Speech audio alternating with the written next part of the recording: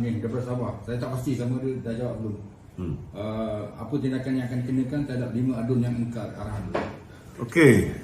Sekiranya 5 adun ini melanggar disiplin parti dengan tidak mengikut ketua parti. Kena ingat di Sabah ni status ketua perhubungan UMNO Sabah. Ini kena faham Ketua perhubungan UMNO Johor, ketua perhubungan UMNO Melaka, ketua perhubungan UMNO Selangor. Tapi Sabah bukan ketua perhubungan. Sabah ialah UMNO Sabah. Sabah dia ada otonomi. So kalau lawan dengan ketua UMNO Sabah ataupun pengurusi BN Sabah, maka mereka kena berhadapan dengan tindakan disiplin parti.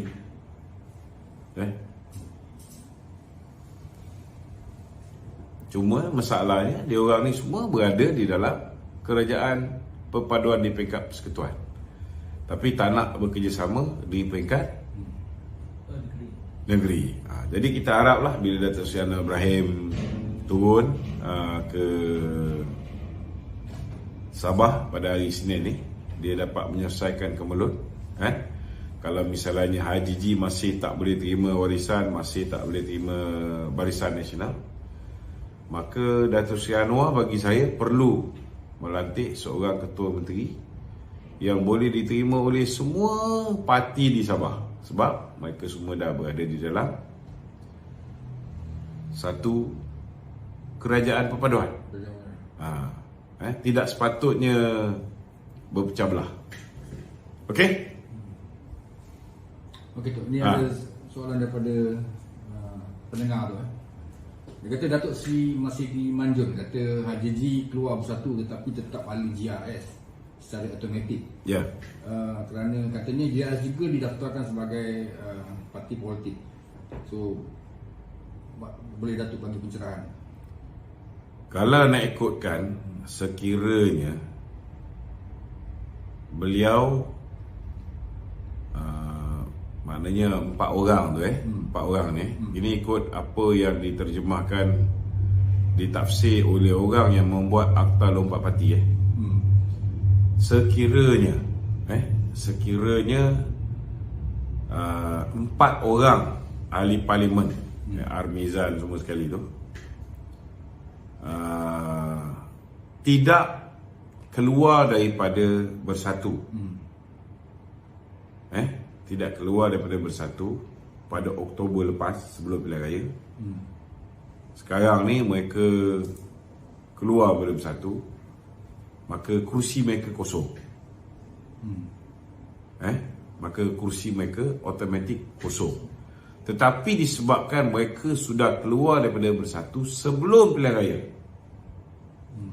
maka kursi mereka sebagai ahli parlimen GRS kekal. Kursi mereka sebagai ahli parlimen GRS kekal sebab mereka dah keluar daripada bersatu. Okay, ini kena faham. Dalam konteks Haji G pula, dalam konteks Haji G, lompat parti tidak menghilangkan kursi dia sebagai ahli Dewan Undangan Negeri. Tetapi untuk dia menjadi ketua menteri, kalau ikut Undang-Undang Tubuh Negeri Sabah, ketua menteri mesti dipilih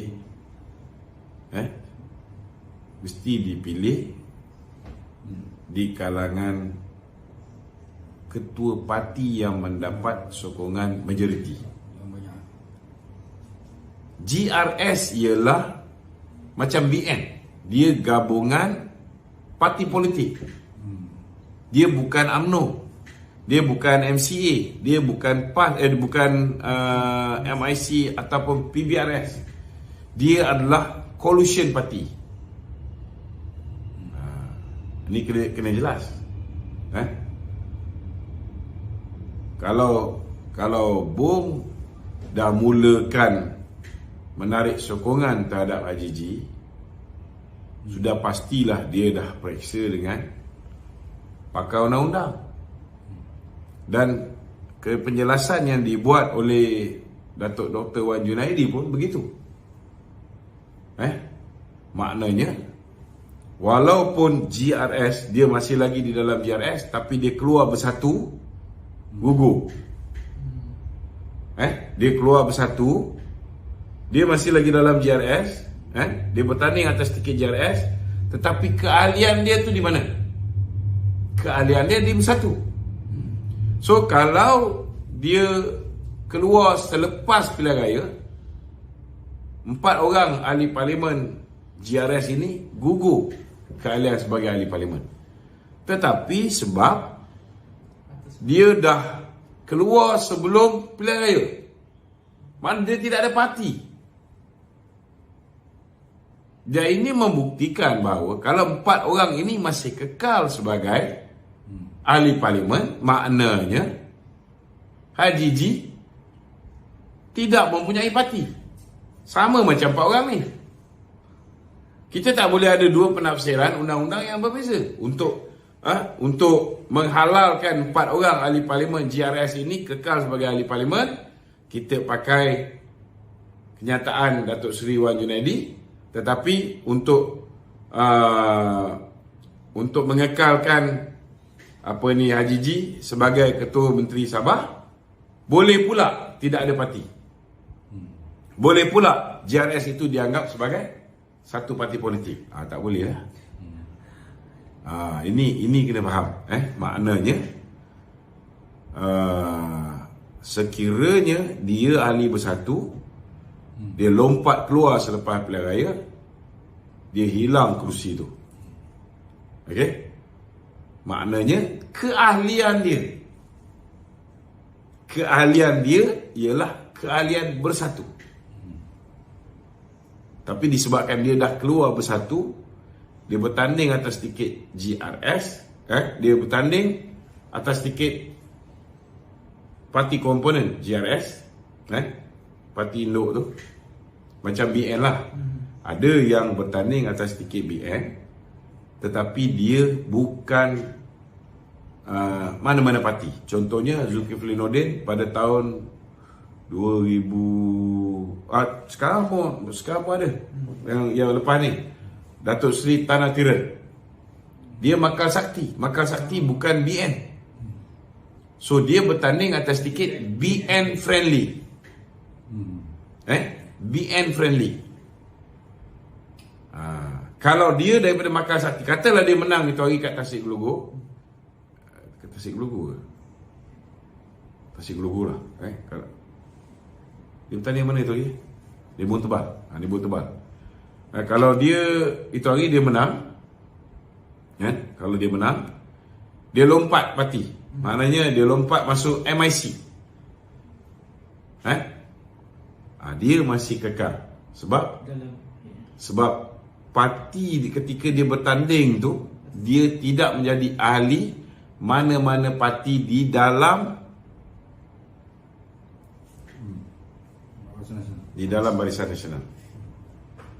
Dia hanya menggunakan lambang Barisan Nasional. Dia BN friendly.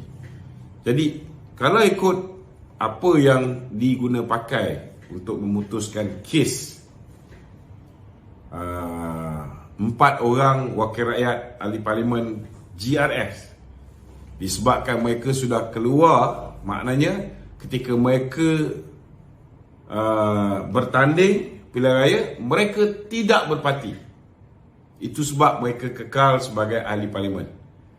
Maka ini membuktikan bahawa Haji G juga tidak berparti. Dia diberikan peluang untuk menyertai mana-mana parti. Dia boleh masuk PBS, dia boleh masuk Star, atau dia boleh buat parti dia sendiri. Dia tak buat. Maka kalau ikut undang-undang tubuh di Sabah, dia tidak layak untuk menjadi Ketua Menteri.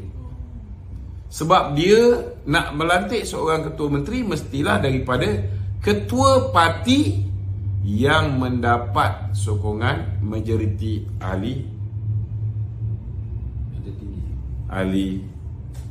Dewan Undangan Negeri. Itu pun nasib baik tidak ada akta lompat parti di Sabah. Kalau ada akta lompat parti di Sabah, bila BN memutuskan tarik sokongan terhadap Haji G, maka ianya adalah penarikan sokongan secara en blok, bukan lagi SD individu. Sekarang ni yang boleh menyebabkan ada lagi orang-orang daripada UMNO ni, 5 ekor ni boleh melompat menyokong Haji G ni kerana tak ada akta lompat parti di Sabah. Ni bahayanya bila tak ada akta lompat parti. Scheme of thing yang diamalkan oleh Muhyiddin masih boleh dilakukan lagi. Bila Hamzah turun kat Sabah ni, kita pun boleh faham lah kan. Hamzah ni antara milioner yang bilioner ke bilioner kita tak tahulah. Tetapi kalau dia turun untuk menyelesaikan masalah ni, kita boleh agak lah cara dia menyelesaikan masalah macam mana. Okey. Tok, apa akan jadi kalau hari itu BN tak bertanding langsung dekat Sabah seperti mana Sarawak?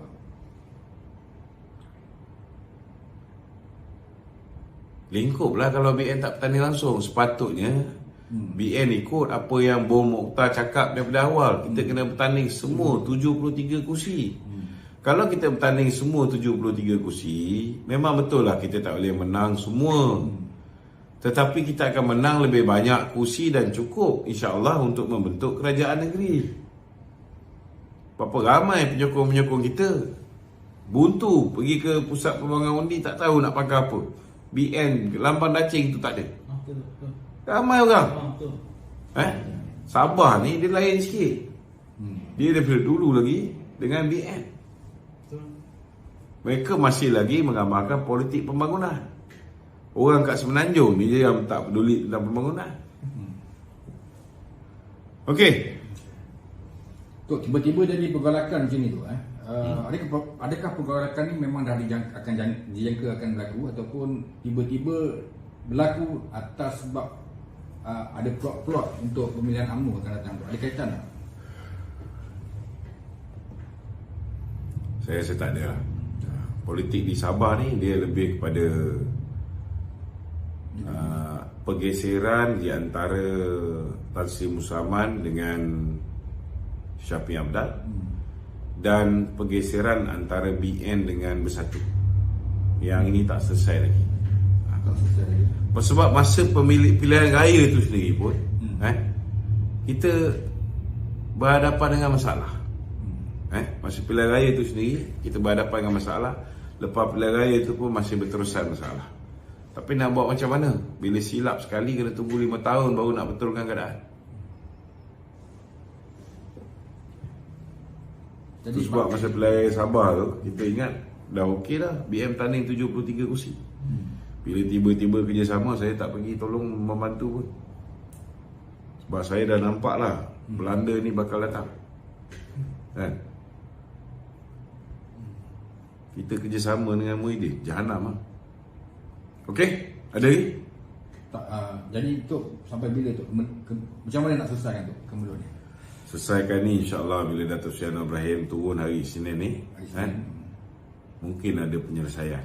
Kita harapkan supaya bila semua parti politik di Sabah ni dah duduk di dalam kerajaan perpaduan di peringkat persekutuan, maka Datuk Seri Anwar Ibrahim kena pilih seorang ketua menteri yang boleh mengambil semua sekali parti politik di Sabah tu duduk di dalam kerajaannya.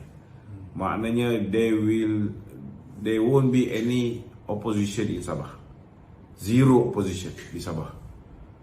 Kerajaan tu mesti akomodat semua orang.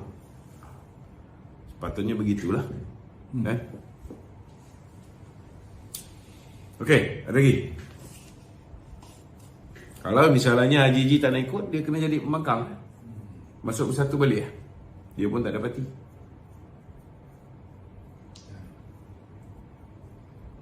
Okey, ada lagi? Soalan lain. Assalamualaikum Datuk. Nak Waalaikumsalam. tanya, pada pandangan Datuk, siapakah kuda Trojan Mahathir yang berusaha untuk menjahanamkan Datuk Sri Zahid sebagai Presiden? Sekarang Mahathir dah pasang 2 orang lah. Dia dah ada 2 kuda dah. Satu kuda ni Syamuddin Turusin. Ya, betul. Ha? Satu lagi billionaire lah. Satu lagi billionaire lah. Billionaire Semotar. Dia Ada kemungkinan besar Daim pun ada dia punya proksi dia juga. Tapi proksi Daim ni macam diam je. Betul tak? Belum lagi membuat sebarang announcement. Kita tunggu dah lihat. So Dr. Rasa Zahid tahu tak gerakan itu? Yang pasti KJ juga dia sebahagian daripada dia. Cuma kita tak pasti KJ ni nak bertanding timbalan ke, atau last sekali dia chicken out, dia bertanding naib. Possible juga kan? Dia asut orang suruh bertanding ketua timbalan. Dia pun kata dia nak pergi ketua timbalan. Jadi semua orang dah pergi ketua timbalan. Dia tengok naib tak berapa, nak ada orang yang ada bawah, dia masuk, confirm dia landing.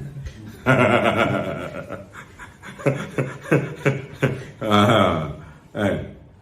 Kita tak boleh buat apa lah. Kita tak boleh bertanding. Tak cukup haul. Betul, agak-agak Presiden tahu tak gerakan itu? Presiden tahu.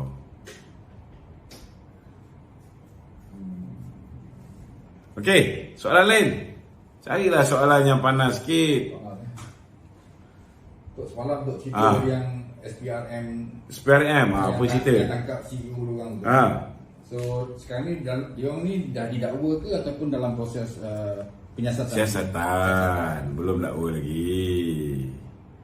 Bila diorang ni disiasat, maka kita akan tahu jam tangan mewah itu diberi pada siapa.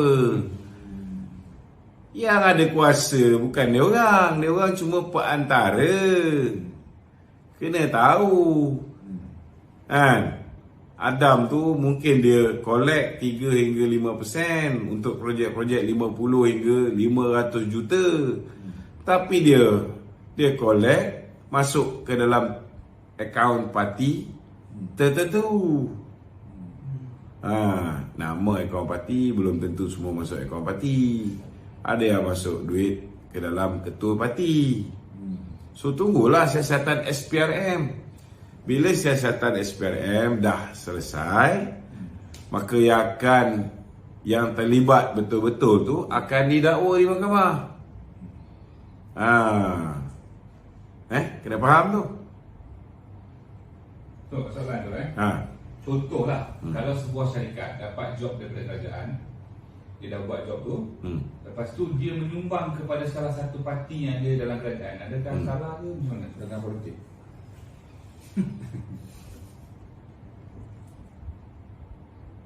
Dia kalau misalnya sumbangan tu diberikan secara ikhlas tanpa mengharapkan timbal balas, tak ada masalah. Tetapi kalau ada arrangement, maknanya dia bagi job tu ada certain percentage untuk dia sumbang kepada tu. Itu dah rasuah lah.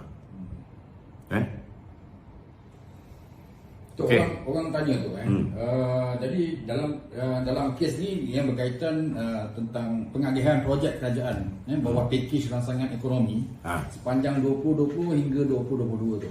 Ketika itu diperintah oleh sebuah kerajaan yang benci rasuah, benci apa semua tu Sembang je cerita benci rasuah tu. Jadi kenapa ketika itu mereka tak dapat mengesan benda tu? Mengesan apa? Mengesan orang ni. Mereka bukan tak dapat mengesan. Orang tu digunakan oleh mereka untuk menjadi orang tengah, untuk pergi collect. Bukan tak boleh kesan. Aduh, orang kurit. Tahu tapi buat-buat tak tahu. Okey, ada lagi? Ni tu ahli BBM buat laporan polis terhadap PM berkenaan fitnah 600 bilion tu. Apa alasan ni? Dia mendakwa PM melemparkan fitnah terhadap Tan Sri Muhyiddin Yassin. Sebab Zafrul kata tidak ada penyelewengan. Betul. Bodoh. Kau beritahu dia ni bodoh. Bila kau buat laporan polis, kau kena pastikan bahawa bos kau tu betul-betul bersih. Bila bos kau tu tak bersih, kau buat laporan polis, baik-baik polis tak siasat bos kau, polis siasat. Itu yang dipanggil bodoh. Okey. Ada lagi? Statement tu berkenaan dengan ni. Muhyiddin dekat London dia nak statement apa? Yalah, sekurang-kurangnya dia tinggal kan. Ya. Takkan dia buat statement percutian saya bersama keluarga berjalan dengan lancar. Saya sedang menghabiskan sisa-sisa duit yang besan saya dapat ke apa benda ke. Takkan dia cakap macam tu. Okey, ada lagi? Tak ada Okey, minta tolong sharekan penjelasan kita pada malam ni supaya lebih ramai lagi yang dapat kefahaman. Kepada sahabat-sahabat yang belum lagi menyertai WhatsApp group ataupun community WhatsApp Kerajaan Perpaduan, bolehlah join community ni. Saya akan bagi link sebentar lagi. Sekian, Assalamualaikum warahmatullahi wabarakatuh.